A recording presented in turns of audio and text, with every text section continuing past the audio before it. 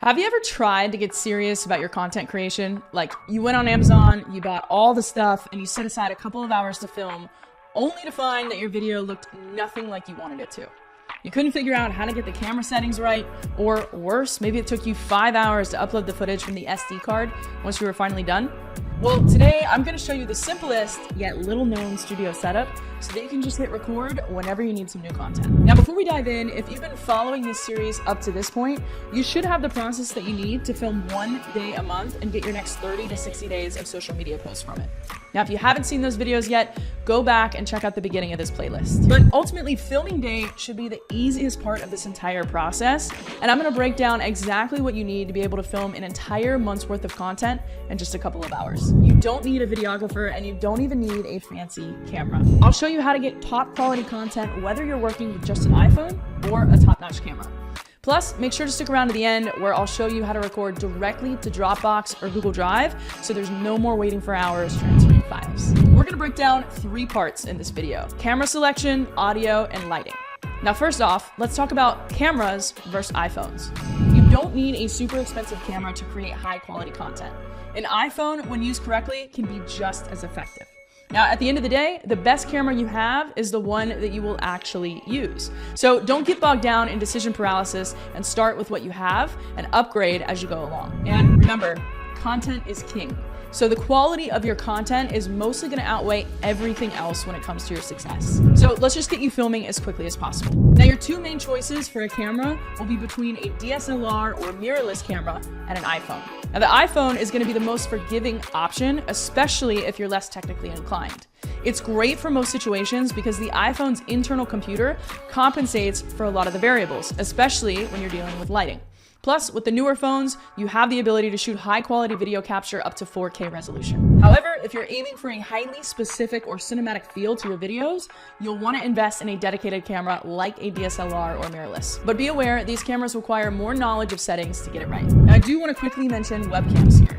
I do not recommend filming your main content on a webcam. They're great for Zoom calls, but typically not for high-quality content creation. Now, if budget isn't a concern, I'd personally go for the Canon mirrorless EOS R, which is what I'm using here. It's got everything you need.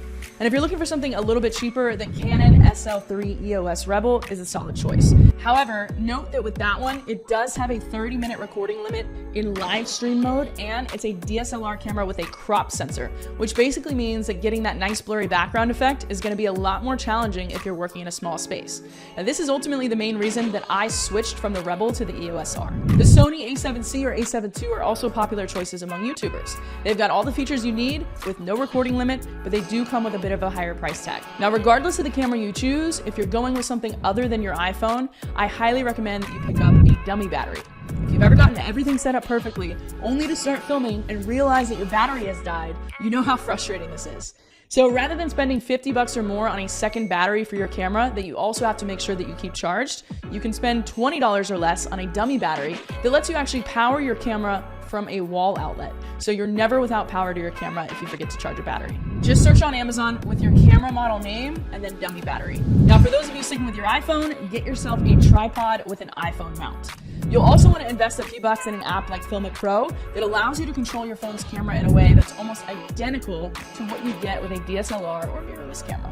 While we don't have time to dive into all the settings, and a simple YouTube search will set you right, if you don't change anything else on your iPhone, make sure that you change your camera's frames per second, which is located in your settings, and change it to either 24 or 30 FPS. This alone will set your videos apart in quality. Next up, let's talk about audio. Remember, people might forgive mediocre video, but bad audio, that's 100% a deal breaker. So you'll definitely want to invest in a good quality microphone.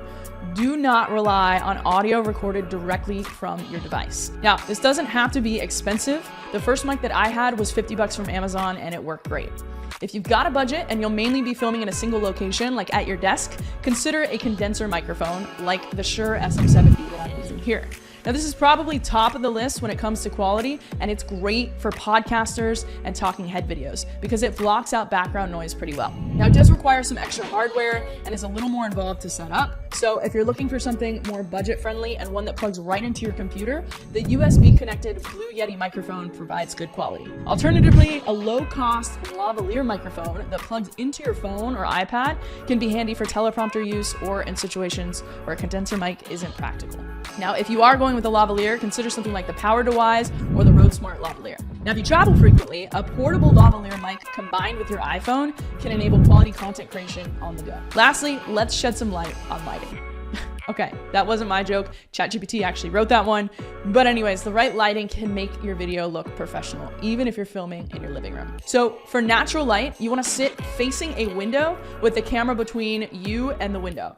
Now, this is a really great option, and it is definitely the easiest by far, but it's not always reliable if you have clouds that are intermittently covering or depending on the time of day, as that's changing as you film. An alternative is a standing ring light, which provides consistent, flattering light, but it may cause reflections if you wear glasses.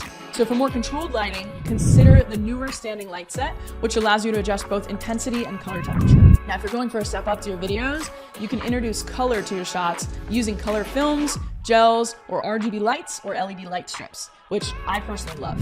If your filming space has built-in lighting, consider replacing those bulbs with Philips Hue smart bulbs for customizable brightness and color temperature, and you can control it all from your phone or Alexa. Now, finally, let's talk about presenting. If you've ever spent hours doing 1 million takes, starting and stopping, or trying to figure out what you were gonna say as you went along, only to hate yourself later as you tried to edit all of that, there's an easy fix to this. It's called a teleprompter. Foregoing winging it and using a teleprompter with pre-planned scripting saves you a ton of time in recording, but it also significantly improves the performance of your content. If you want results, you need to be thoughtful about your content and not just wing it, stumbling all over the place. Plus, the scripts or outlines you create can make it easier to repurpose later into blogs or social media threads. And yes, even if you're more of an outline kind of person and scripting word for word is not your thing, you can still use a voice-activated teleprompter to put your notes up directly in front of you. This is way better than glancing down at your laptop every 3 seconds, which will add a lot of time and frustration to your filming day. I also don't recommend trying to rig your laptop up behind your camera because your eye line will be off and it's going to make for an awkwardly uncomfortable video. So just invest in a teleprompter. Typically, they're going to range anywhere from $100 to $200. You can also use a teleprompter app like what I'm using here, Prompt Smart Pro. This is a voice-activated app, which is great if you're using an outline or you don't want to feel like you're keeping up with the scrolling teleprompter. Now, whether you're using your iPhone's front camera, rear camera, or a DSLR or mirrorless camera, there are different teleprompter types that will fit your setup, and I'll link to some down below. Now, let's tie this all together with the best part. Picture this. You're in your studio, camera on, recording content that saves directly to a Dropbox or Google Drive folder. You wrap up, grab the share link, shoot it over to your editor, and you're done. No need for SD cards, no wrangling massive video files and waiting for hours, zero stress about storage on your phone while filming. And yes, this system even lets you use your camera as a webcam or live stream. Now, we will need a little bit of hardware to pull this off, so you're gonna need something called a cam link. This hooks up your camera's HDMI to your computer's USB. Also, be sure that you got one of those dummy batteries that I mentioned earlier so that you can plug your camera into the wall. Then you're going to want to download a software called OBS, which stands for Open Broadcaster Software.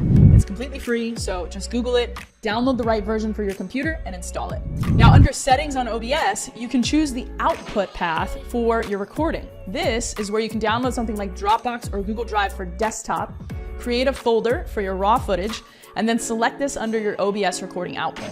So now when you record, your footage will go straight into that folder and you can grab the share link to hand off to your editor. No more file transferring or uploading weights, and you get to control the recording quality. Now, once you've got OBS downloaded, you set up your scenes and sources, plug in your microphone and camera, and boom, you're set to turn out content all neat and organized in your chosen folder. This, my friends, is how you turn filming and editing into a streamlined, no sweat process. So there you have it. With the right technical setup, you can film 6 to 12 months of content in a single day. It's all about working smarter, not harder. If you found this video helpful, be sure to smash that thumbs up button and share it with other content creators or entrepreneurs who could benefit. And don't forget to subscribe for more tips on mastering content creation.